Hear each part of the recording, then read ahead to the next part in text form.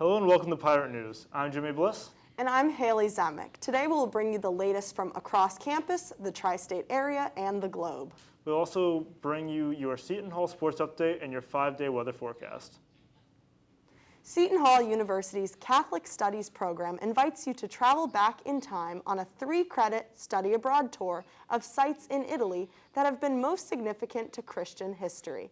The spring 2022 course, Foundations of Christian Culture, which is cross-listed with multiple other courses, promises students deep reflection and personal growth. The trip cost includes airfare, hotel accommodations, transportation, museum and site entry fees, and most meals. For further details about this study abroad opportunity, visit the Office of International Programs Study Abroad webpage. If you are interested in this program, contact Dr. Inez Mirzaku at inez.mirzaku@shu.edu to learn more. Professor Dandan Chen, PhD, Associate Professor of Asian Studies and Director of the Chinese program at Seton Hall, recently finished 2 long-term digital humanities projects.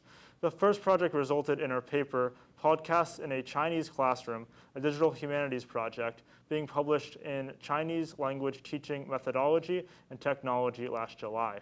Additionally, she finished upgrades on a web-based Chinese learning program for Seton Hall.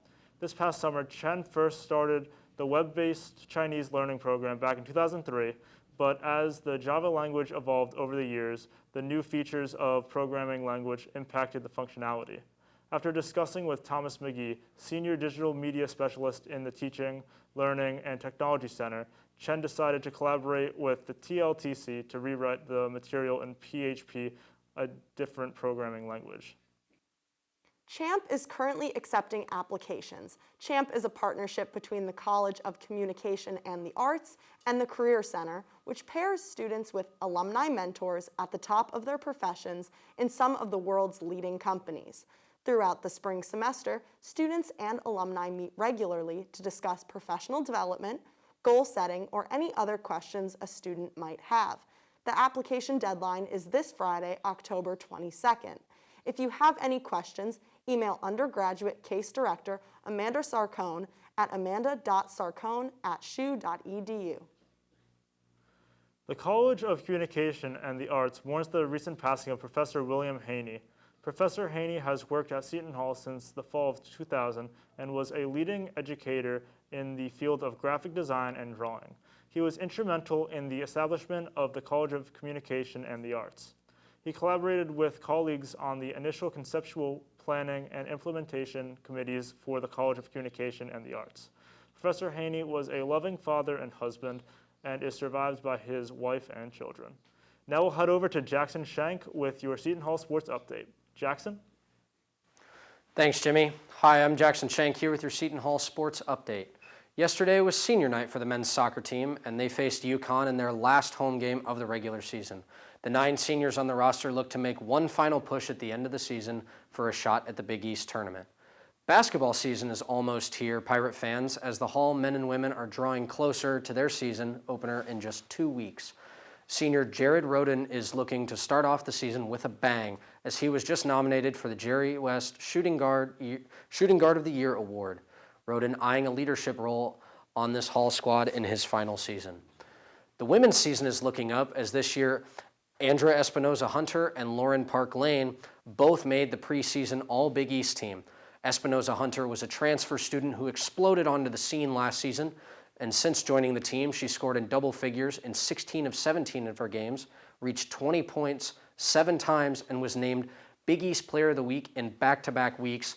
And Espinoza-Hunter finished 3rd in the conference with an 18.6 points per game average, as well as 2 7 3-point games, tied for the second most in a single game in Pirate history.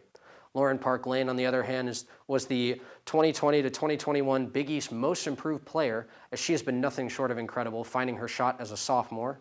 She improved her average from 6.7 points per game as a freshman to 17.5 points per game last season, ranking 6th in the Big East Conference Tournament.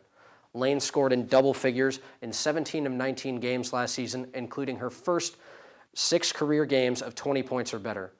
Last season against Georgetown, she erupted for a career high of 32 points, and she also set a Pirate record with 15 assists against Xavier. The season looks bright for both Hall squads, so make sure to get your season tickets while you can. That's all I've got for today's PTV Sports Update. Once again, I'm Jackson Shank. Now back to Jimmy and Haley with your local news. In local news, a disagreement in Trenton could lead to the shutdown of the city's emergency radio system. The city currently owes $218,000 to the company in charge of the system. If the money isn't paid, the vendor said it will shut off service effective October 31st. The Trenton City Council previously tabled an effort to pay the outstanding bill to MPS Communications, but Mayor Reed Gasciora is calling on the council to restore the item to their agenda. Bloomfield College in New Jersey is currently seeking philanthropic support and institutional partners to help keep its doors open. Absent some kind of intervention, the college may close before the end of the 2022-2023 academic year.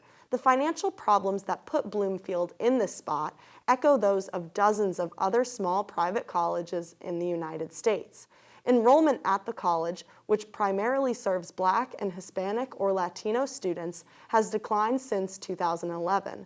COVID-19 only worsened this decline, said Marchetta P. Evans, president of the college. Now we will go to Greg Mehlin with your 5-day weather forecast for the South Orange area. Greg? Thanks, Jimmy. I'm Greg Mehlin here with your 5-day weather forecast. Today you can expect partially cloudy skies with a high of 77 and a low of 54 degrees. Things should stay partially cloudy tomorrow, where we'll experience a high of 70 and a low of 55. Saturday is going to be cloudy, where we're looking at a high of 61 degrees and a low of 48 degrees. Expect sunny but low temperature day on Sunday with a high of 63 and a low of 45. Finally, Monday we'll see a cloudy day with a high of 64 and a low of 48. That's your weather. I'm Greg Mehlin. Now back to Jimmy with more news from across the country. A University of Kentucky student died after he was found unresponsive at a fraternity house on Monday night. University of Kentucky police were called to the farmhouse fraternity regarding reports of an unresponsive student.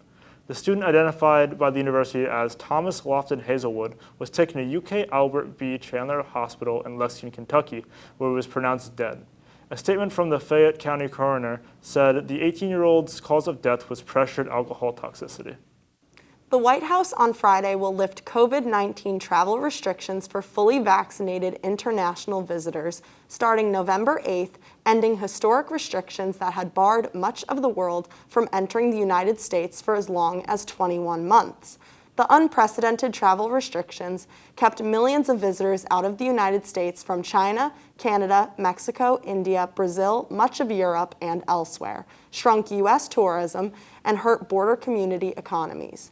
Non-U.S. air travelers will need to show proof of vaccination before boarding a flight and will need to show proof of a recent negative COVID-19 test. Foreign visitors crossing a land border will not need to show proof of a recent negative test.